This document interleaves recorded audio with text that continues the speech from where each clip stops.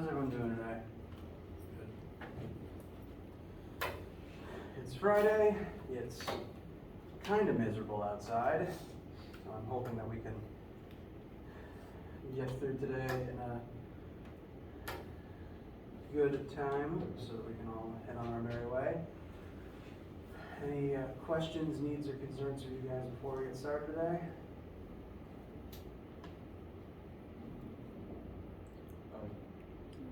One of the homework problems, I got a question for chapter, I think 7. I just couldn't kind of figure it out. Okay. I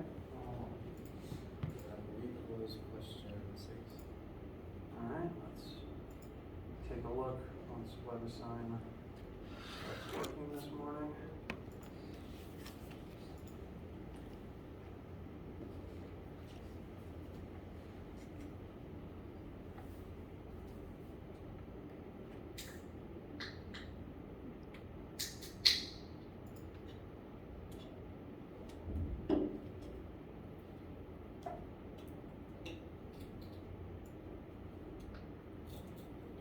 It was chapter 2. I mean, question 2. Question 2? Yeah. Oh, okay. This one? Yeah. All right. You have two objects of varying mass and varying distance between them. You're asked to find the net gravitational force between these two objects acting upon a third object placed directly between them. So, initially you're told about two objects, but A introduces this third object. So to do A correctly, you'll have to actually calculate two separate gravitational forces using the universal law of gravitation. So, for the sake of simplicity, I'm just going to draw spheres. Object 1, object 2. These are a known distance apart. Call that R. Well, R initial. And then there's a third object placed right in the middle. So from object 3's perspective, there's a gravitational force from object 1 pulling it this way, and there's a gravitational force from object 2 pulling it that way. I'm going to call these gravitational force, force of gravity 1, 3, and force gravity 2, 3. Because these are the forces that object 1 exerts on object 3 and that object 2 exerts on object 3. So there's two of these gravitational forces, and that means we would have to use this formula twice, once for each pair of objects here, to figure out the force each object exerts on 3, and then subtract them from another to find the net force, the difference between them. Stable numbers might vary, but for me, the second object listed is the largest one in terms of mass. Grams? Oh, those are kilograms.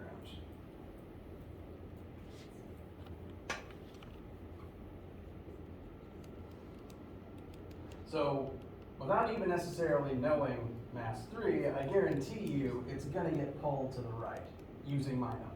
I'm assuming that your second mass will be the larger of the two, but your object 3 will be pulled towards the more massive object, because that's the one that will create more gravity. So for the first part, we use this formula twice, once for 1 on 3 and once for 2 on 3. The radius would be half of the distance you're given, because the original distance you're given is how far apart the original two objects are from each other. Meanwhile, the third object is placed dead center of those. So that would be R over 2 and R over 2 would be its radius from either object. Does that make sense for the first part? Mm-hmm. All right. Is that the part you were asking about to start with? Yeah, and then because I was absolutely. I just wanted to make sure that A is something you were still asking about. I just started talking. Do you care to solve that with your numbers? Because I'm getting the to the 10 to the negative what, like 5 or something, but it's not accepting it anymore. All right, well, let's take a quick look then. So let's, using my sample numbers, we'll calculate each of the two different forces. So first, force of gravity from object 1 on object 3. That's going to be big G, 6.67 times 10 to the negative 11th, times mass 1, which is 175 kilograms. Mass 3 is 61 kilograms. And the distance between 1 and 3 is half of the 0.48 meters given initially. 0.48 divided by 2, that would be 0.24 divided, that'd be 0.24, and then that becomes squared.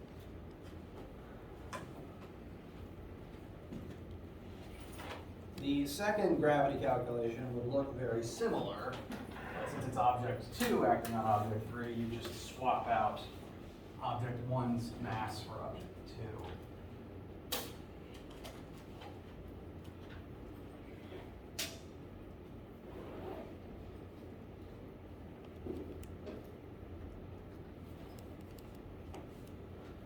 So for this first force, I'm getting 0.24 times 10 to the negative 5th newtons to the left.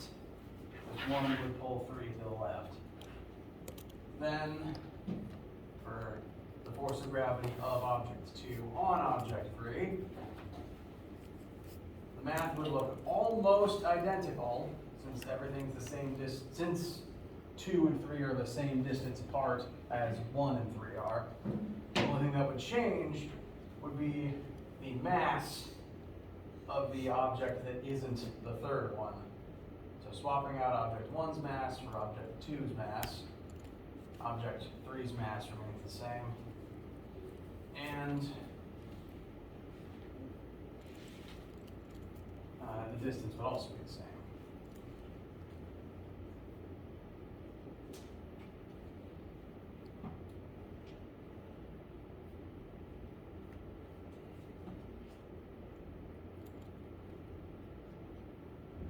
So for this calculation, I'm getting 3.36 times 10 to the negative 5th newtons, and that would be to the right. Then the difference between those two things, 3.36 minus 1.24, 2, 1, 2, times 10 to the negative 5th newtons, still to the right since that was the larger of the two. Does that help?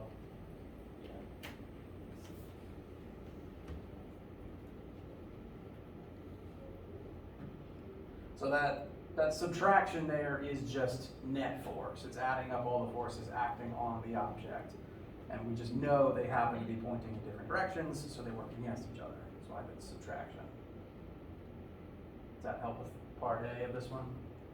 All right. Now part B asks a slightly different question. At what position, and this bit in parentheses is just eliminating a fringe case. Basically, if you're infinitely far away from the object's gravity would be infinitely weak. So it's eliminating that fringe case, but it's not one that we have really discussed yet.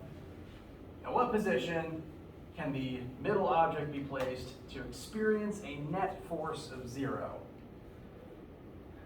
We put it smack in the middle the first time, but there's hypothetically, not even hypothetically, there is some other point between these two objects where the force of gravity from either side would be the same. Since this is the larger object, you want to drift a little further away from it, a little bit closer to the smaller object. In doing that, this gravity will get weaker, this one will get stronger, and at a certain point they'll tie.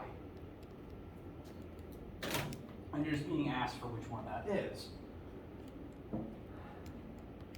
Specifically, it wants it in terms, again, this is my sample numbers, it might switch the story on yours. It wants to know the distance from the larger mass. So, if I redraw this picture real quick.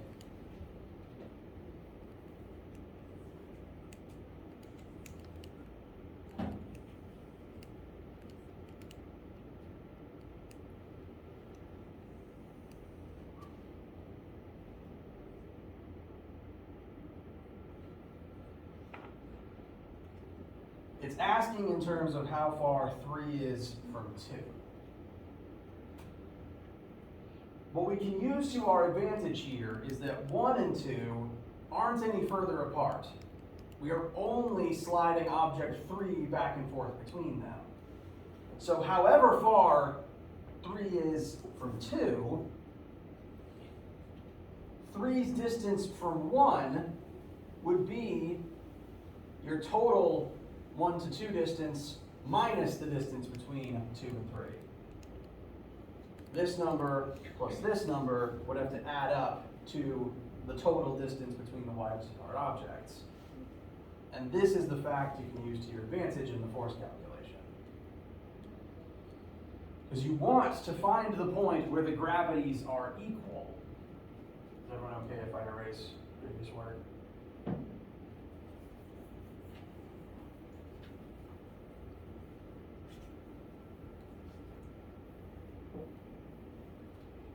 To do that, you should literally set the two gravities equal to one another.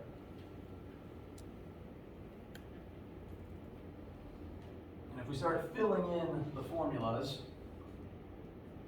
gravity 1 on object 3 would be big G times mass 1 times mass 3 over this radius. Note the way I described it. It's the total distance minus this distance.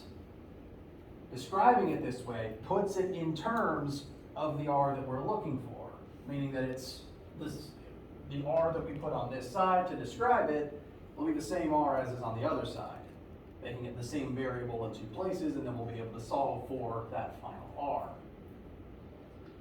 So we still have to plug in a radius squared here, and I'm literally going to write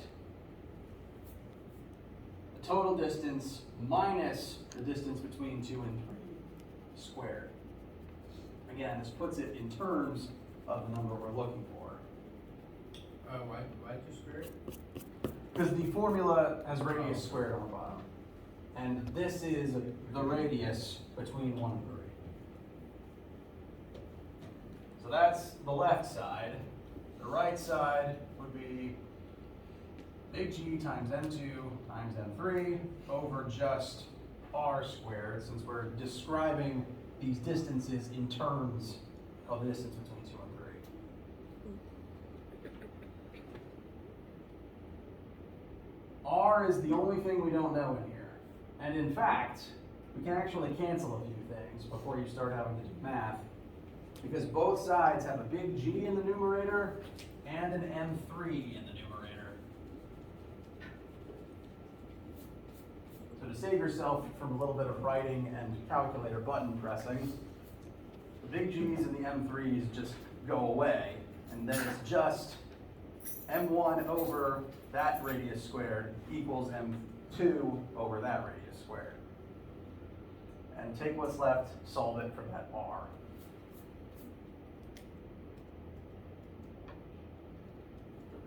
There will be an exponent and some multiplication involved, but the only challenge there is find R.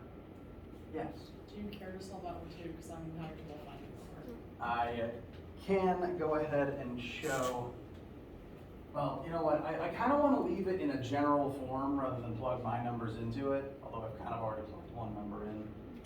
I want to leave it in the general form so that it's as useful to everyone as possible.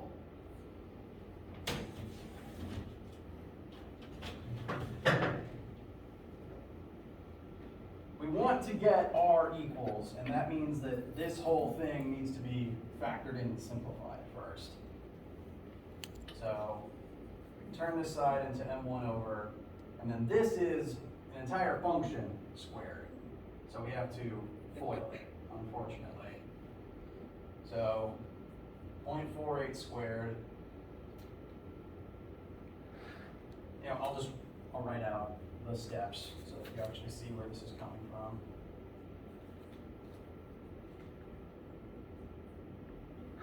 We're squaring this two-part function. So it's 0.48 minus r, close parentheses, times 0.48 minus r.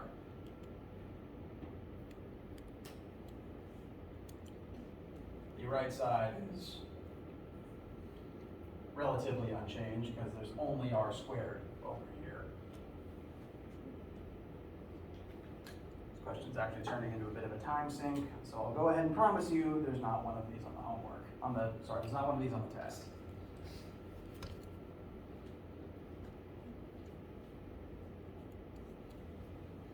So to actually work towards getting r equals, we have to FOIL this side.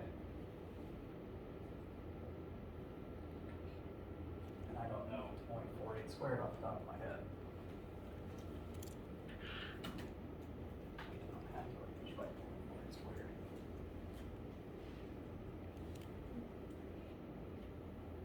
So 0.48 times 0.48 minus 0.48 times r, minus again r times 0.48, and then plus r squared.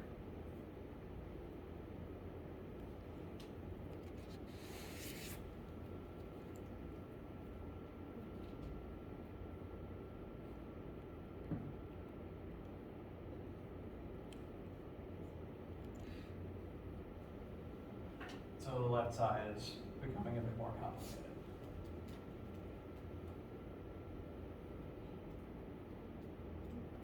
At this point, I would advise cross multiplying, sending r squared to the numerator of the left, and sending this whole function to the numerator on the right.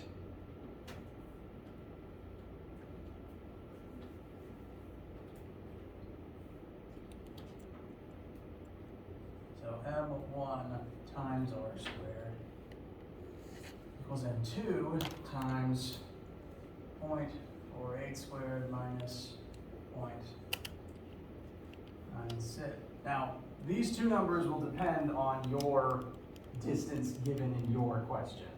This is the distance itself, and this is twice the distance. Just want to make that clear. That's the one number that is in here that can't really be, that is going to be different for each person.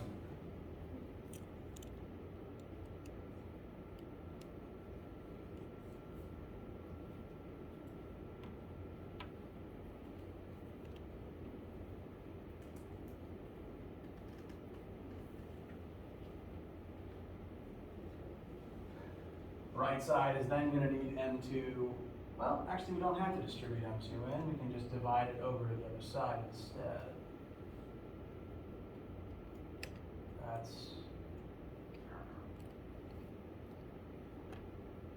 This is going to lead to a quadratic, and I'm just trying to figure out the simplest way to write it and get to it.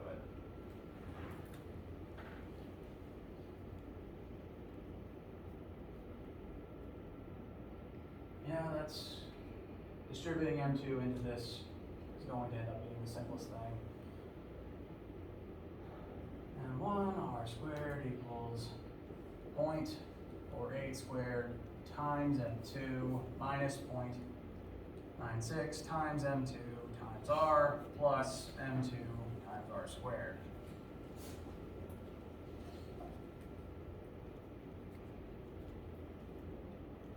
This is another r squared term. It needs to be brought over with the other r squared term. So I'm going to try to get this into the quadratic form.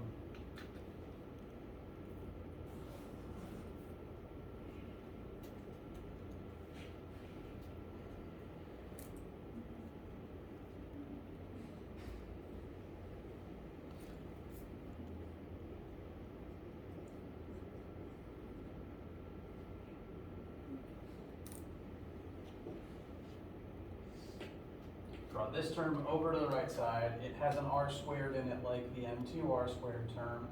So we've got m2 r squared minus m1 r squared. I use the distributive property to simplify that and just get 1 r squared from it.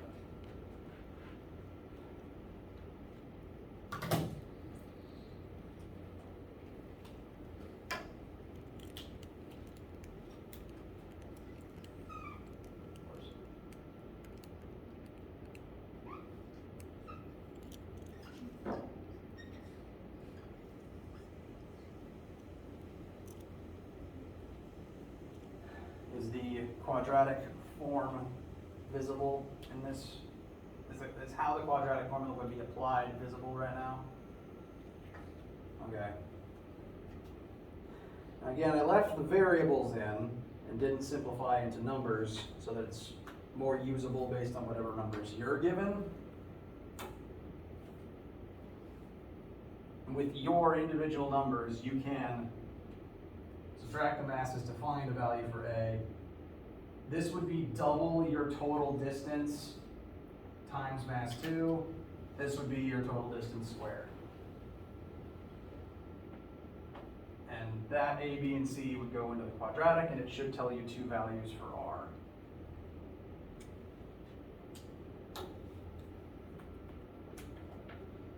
This one's turning into quite a bit of a doozy. So you know what? How about this one's bonus points, if you can get a correct answer on this one.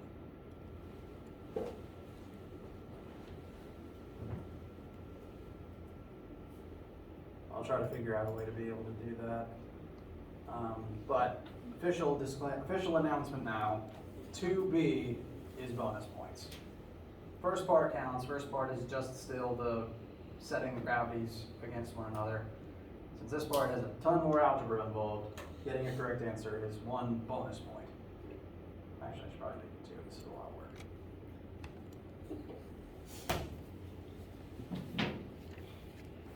What time is it now? Okay, we got to.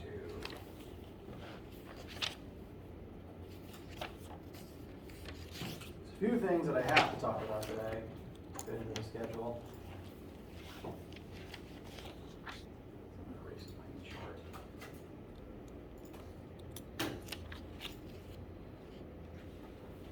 Want to address real quick the last 2 rotational concepts. I have this chart over here that was unfortunately erased. Did I erase it? I don't think I did.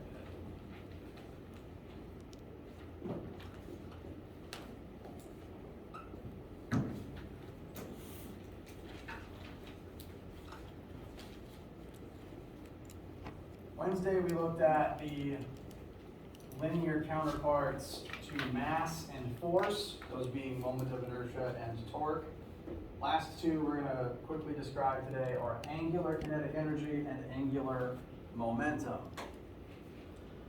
I'd say out of all of them, these are the 2 that work the most like their original counterparts. Angular kinetic energy is simply the amount of energy that's going into making an object spin, as opposed to necessarily going into making it move in a straight line. If I take this wheel, hold it completely still, hold it by its axis so that it doesn't roll anywhere, and allow it to spin, there's energy in this spin right now, but it doesn't have a linear velocity, so you can't use the old kinetic energy formula to figure out how much.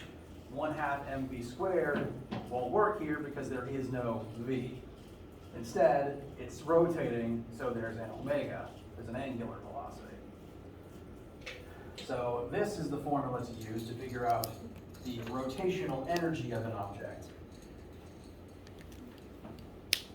Because oftentimes, energy goes into spinning more so than it goes into moving linearly.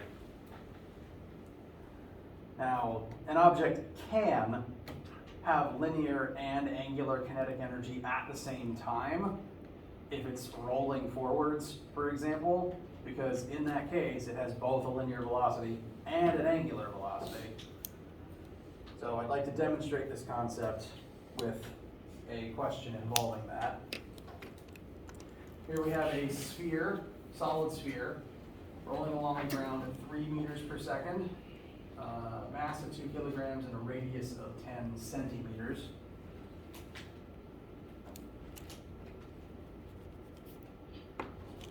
I've got to erase something.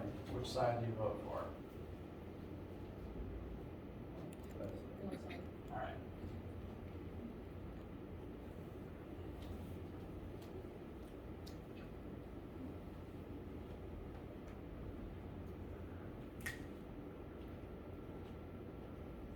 So, solid sphere. This means that it isn't hollow. Radius of 10 centimeters, has a linear velocity of 3 meters per second. This object is rolling forwards, which means that it has both linear kinetic energy and angular kinetic energy at the same time. We're going to calculate them separately just to show the difference. Oh, listed mass is 2 kilograms.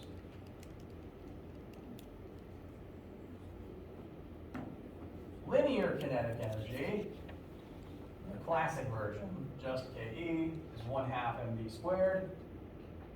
So 1/2 times our mass of 2 kilograms times our velocity of 3 squared. And that should give us, I believe, 9 joules.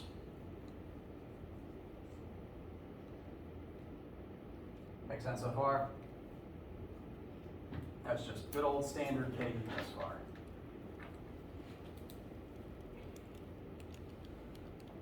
So that's the amount of energy that goes into moving this thing forwards. There's a separate amount of energy that is simultaneously being used to make the object spin. So it has this energy. Additionally, it also has energy in its rotation as well at the same time. This is a form of energy that has existed in examples we've looked at before. We've just never paid attention to it yet.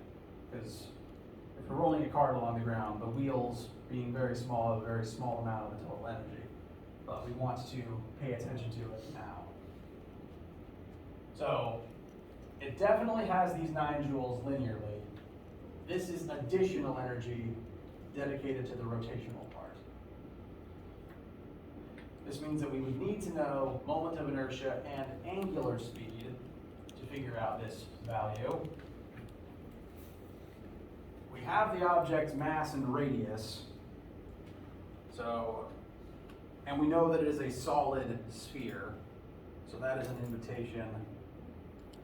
Nope, I have a different slide, which is bigger. Where'd it go? There.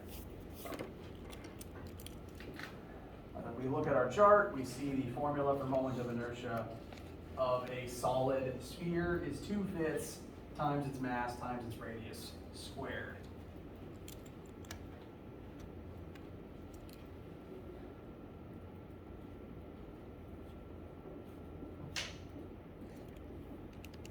So in place of I, I'm going to write 2/5 times its mass times its radius squared. So that's in place of I. Then we need to approximate omega. We know its linear speed, and we know its radius. That means that we can use the middle conversion formula to convert linear speed into angular speed. If you'll recall, this is on that middle column of your formula sheet. Linear equals radius times angular. This part right here. Since we know the radius, we can convert one into the other. So I'm just going to rewrite this in the form of omega equals V over R. And so that's what we can write in place of omega in our formula. Our linear speed was 3. Our radius is 10 centimeters, which is, radius is 10 centimeters, which is 0.1 meters. So this is the angular speed. I'm just writing in the formula. And then after solving that fraction, it needs to be squared. So that's not 3 squared over 0.1. That's 3 over 0.1 and then squared.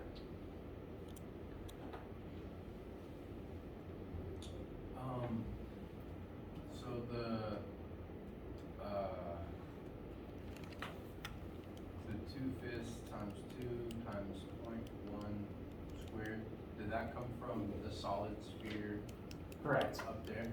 Yes, exactly. And then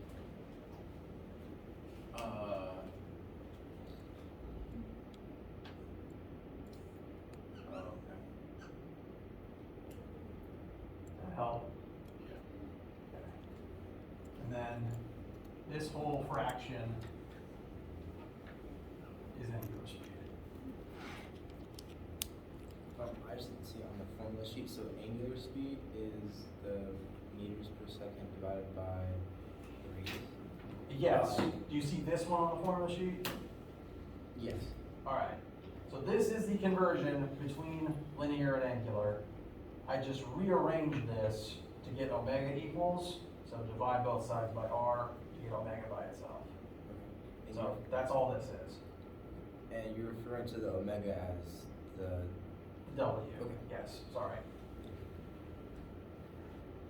You can call it whatever you want. I know it's an omega, so I call it that sometimes. Lowercase w, angular velocity. So if that's the omega, what did you refer to? Is it the theta or the zero with a line through it? I know it's That's theta. Theta, okay. Yes. Greek letters, just to restate. Uppercase theta, lowercase omega, lowercase alpha. And also lowercase tau.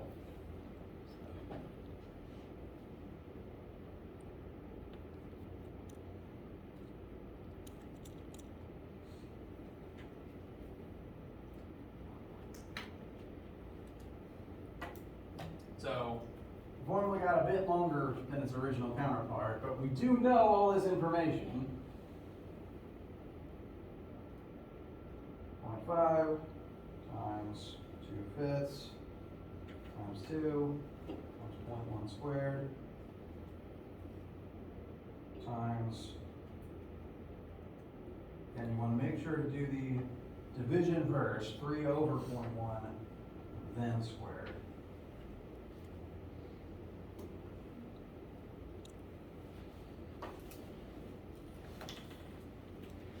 I believe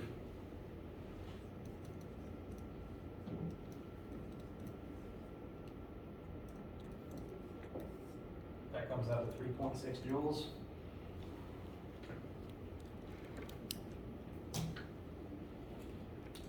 So this is a separate amount of energy that the sphere has at the same time. So its total energy level from all forms of movement is actually 12.6. So these are just both different forms of kinetic energy that it possesses simultaneously. This also technically means if you want to make something roll, depending on what friction is, it actually costs more energy to make something roll than it does to make it just slide.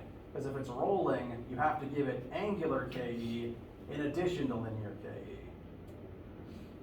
So depending on the object, it's possible that a sliding box down a ramp would end up being faster than a rolling sphere down a ramp if friction's not a factor. Just because an amount of the energy has to go into the angular form to get it spinning in the first place. Questions so far? Okay. Last concept is angular momentum.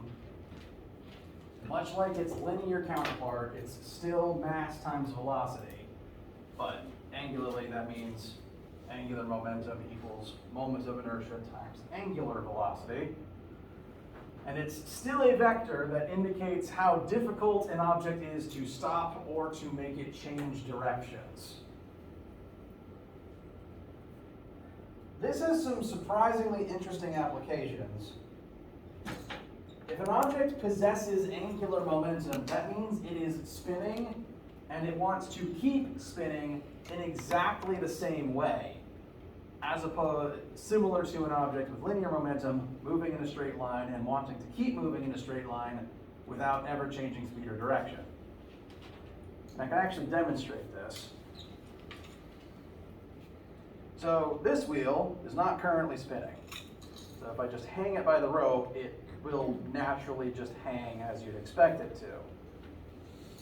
But if I spin it up and then try to hang it by the rope, Now that it's spinning, it wants to keep spinning. It doesn't want to tilt away from its original axis. So it's not just descending straight down to hang at its lowest point. It fights for as long as it has that momentum and energy.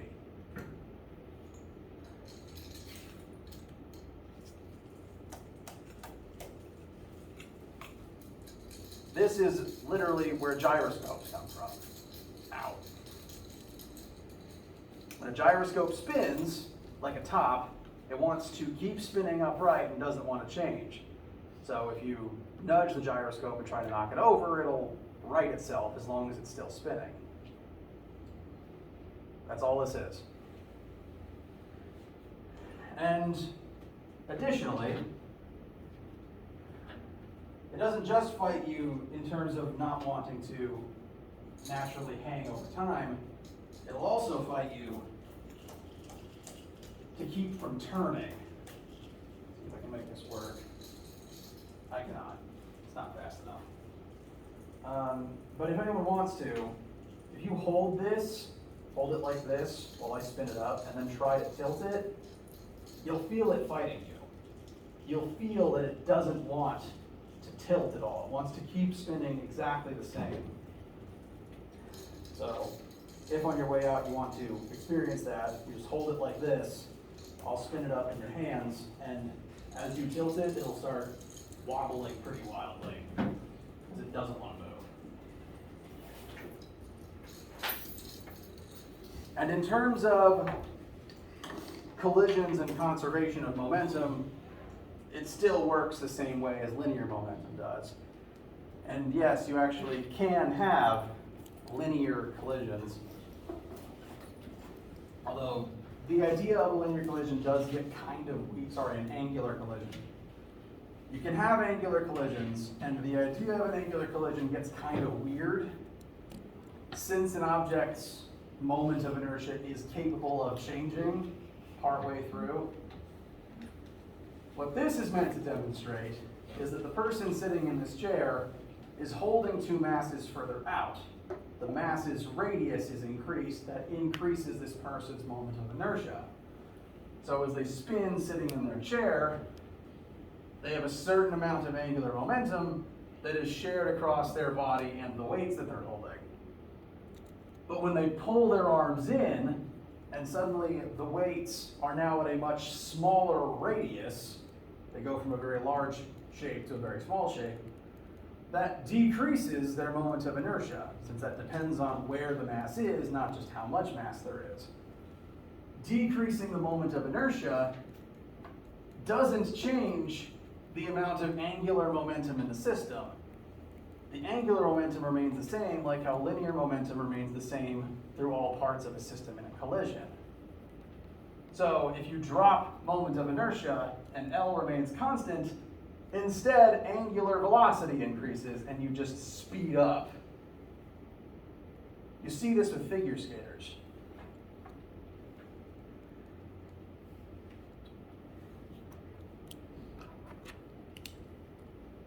Lost my train of thought. If you've watched any amount of figure skating, both real or fictional, you might have seen some move where they'll go into a turn, they'll start narrowing the radius of their turn to the point where they start spinning in place. And the speed at which they spin depends on whether all of their limbs are splayed out and they're moving comparatively slowly, or if they've pulled all of their limbs in and they go into a very, very fast rotation while their limbs are pulled in. Then when they're ready to exit, they throw their limbs out, their angular speed slows down, and they exit the technique. Does that sound familiar? It's something that I like to demonstrate, but I can't, I'm showing you this picture because I have weights. I like to do this, but I can't find them. Someone rearranged the supply closet. Can't fault them for doing their jobs, I just don't know where they are. So I'll find them later and try to demonstrate this on Monday. But angular momentum is conserved in a system like how linear momentum is.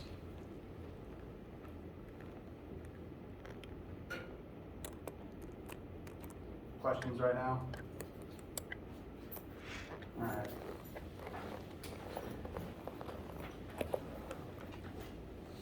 We haven't had as much time to talk about some of these Angular concepts as I'd like, so I'll be adjusting point values for that on the test. These concepts will be present on the test, but they won't be worth much, just to make it fair. And I'll maybe adjust some point values in the homework too, especially including the doozy that is too big. Let me know what you guys need as you study over the weekend. Practice questions for next week's test are up. And we'll have time on lecture on Monday to go over things before any homework is due, before you guys take the test that afternoon. As a further reminder, you can take the test at any lab slot next week. It doesn't have to be Monday, it doesn't have to be anything. And we need to think right now. All right, have a wonderful weekend. Stay safe and warm and dry.